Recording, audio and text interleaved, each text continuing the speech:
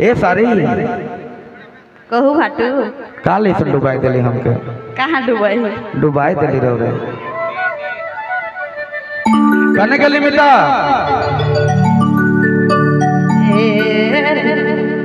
क्यों किसी को वफा के बदले वफा नहीं मिलती। कहावत है कि वो ससुराल नहीं जहाँ साली ना हो। वो ससुराल नहीं जहाँ साली ना हो और वो महफिल नहीं जहाँ आप सबों का ताली ना हो। एक बार जोरदार तालियां हो।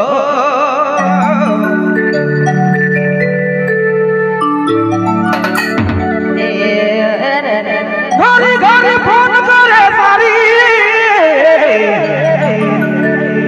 जनी सुनी बड़ी देवेदारी घरे फोन करे भाटू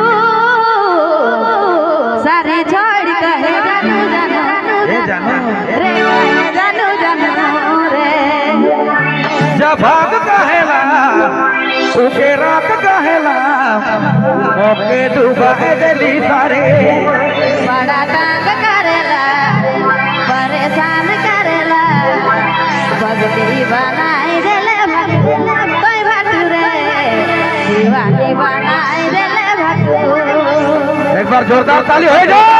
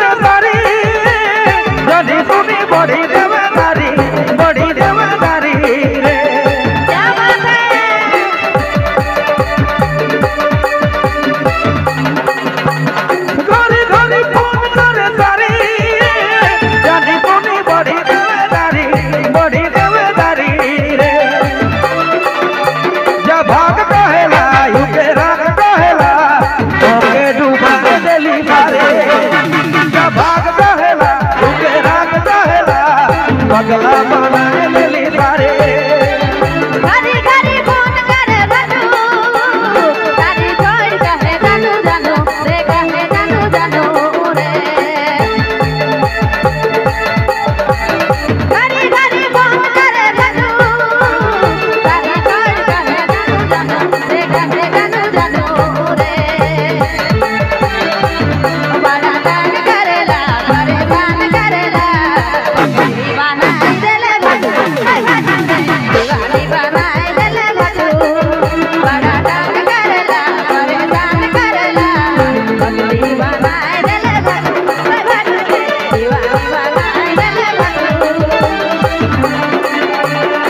शंकर भैया रोज सारी वाला चक्कर में थे